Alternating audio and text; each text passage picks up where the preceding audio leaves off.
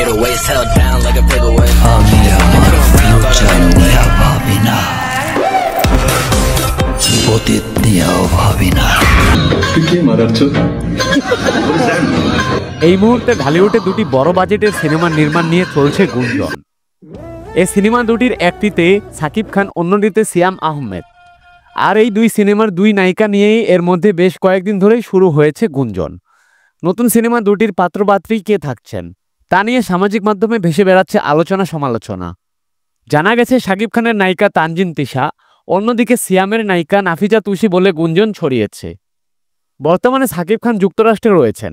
King খানের নায়িকা হিসেবে অভিষেক হচ্ছে তানজিন তিশার। সিনেমাটি নিয়ে প্রযোজনা প্রতিষ্ঠান আনুষ্ঠানিক কোনো বক্তব্য না দিলেও সিনেমা সংশ্লিষ্ট সূত্র জানিয়েছে তরুণ বিজ্ঞাপন নির্মাতা সাকিব ফাহাদ এটি পরিচালনা করবেন। সিনেমাটির শুটিংয়ের জন্য চলতি মাসের শেষের দিকে দেশে ফিরবেন সাকিব খান।